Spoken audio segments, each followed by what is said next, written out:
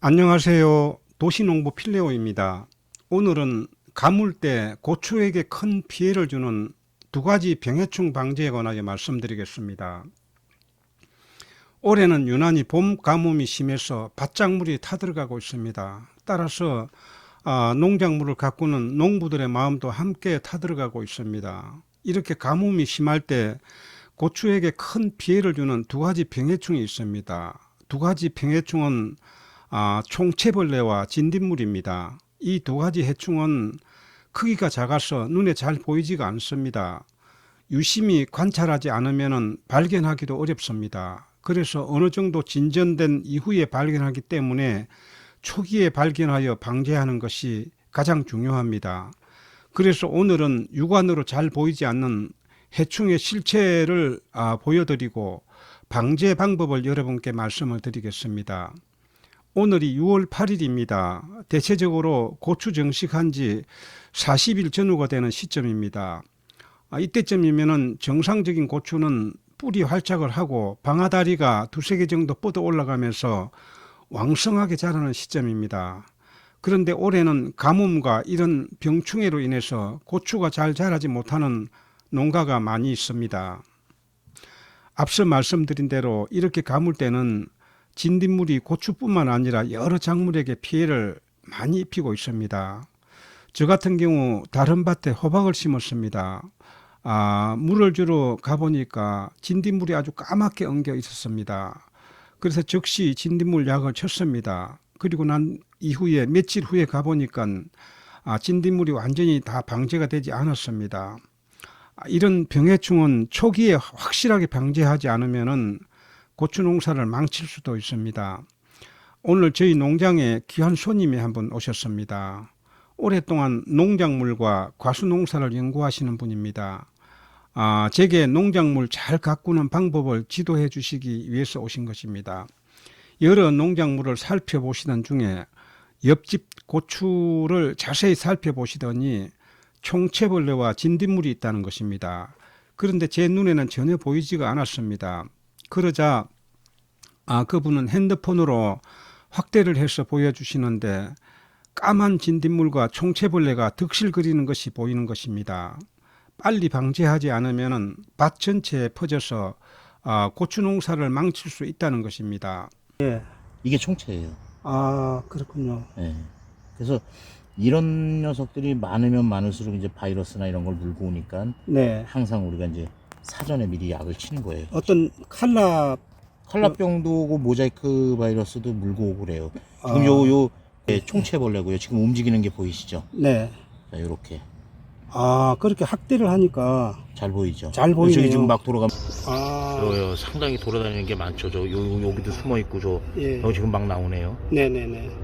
자, 요 놈들이 총체벌레가 그래서 결국에는 이제 뭐 우리 모자이크 바이러스니 아니면 칼라병이니 이런 것들이 모자이크 바이러스, 예. 그리고 칼라병. 예, 그런 거서 저 씨방을 건드려서 고기를 즙을 빨아먹으면 네. 그 자리는 이제 자라지가 않고 옆에가 자라면서 네. 완전히 꼬부라진 고추가 나오게 돼. 보시면은 여기 진딧물이 여기는 어마어마하게 많잖아요.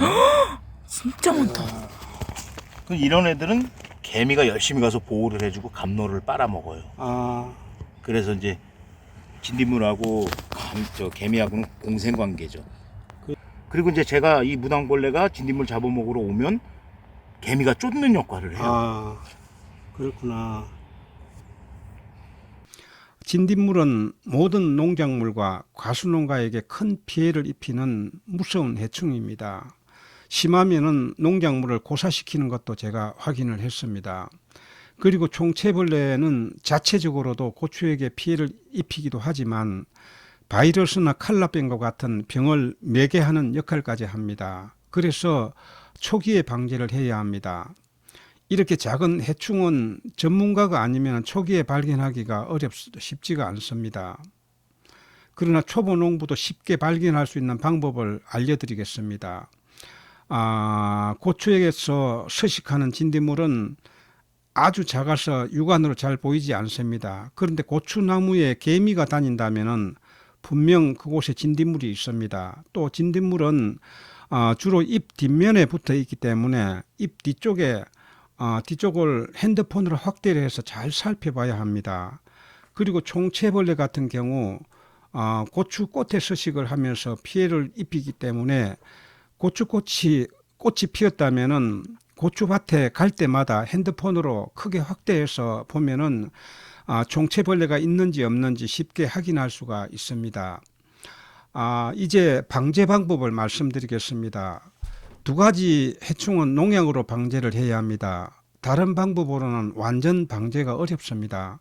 그리고 한 번에 방제하는 농약은 제가 알기로는 없습니다.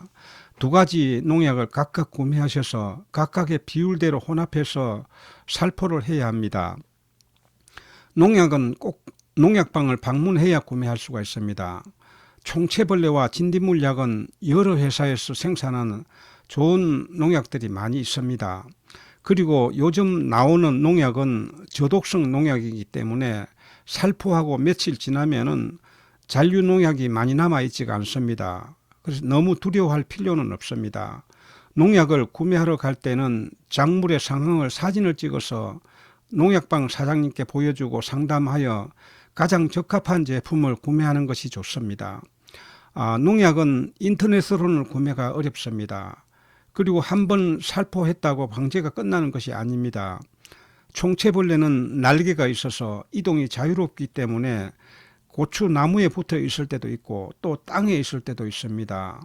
나무에 약을 뿌리면 땅에 있던 총체는 살아남아 있을 수가 있습니다. 진딧물도 마찬가지입니다. 진딧물은 잎 뒤쪽에 붙어 있기 때문에 한 번에 다 잡기가 쉽지가 않습니다. 그래서 최소한 3일 간격으로 3번 정도 뿌려야 방제가 가능합니다. 뿌리는 방법은 약을 뿌릴 때 주로 위에서 아래로 약을 뿌립니다. 그러나 총체벌레는 고추꽃에 서식을 합니다.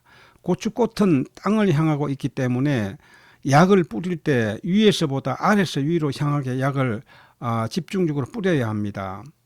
진딧물 역시 잎 뒷면에 붙어 있기 때문에 고추 잎이 앞뒤로 흠뻑 적셔지도록 뿌려야 합니다. 잘 아시겠지만 농약 뿌리는 시간대는 아침 일찍이나 오후 늦게 뿌리는 것이 뿌리는 사람의 건강을 해칠 염려도 없고 좋습니다. 오늘은 고추에게 피해를 많이 입히는 두 가지 해충 방제에 관하여 말씀을 드렸습니다. 영상 끝까지 시청해 주셔서 감사합니다. 다음 영상에서 뵙겠습니다. 안녕히 계십시오.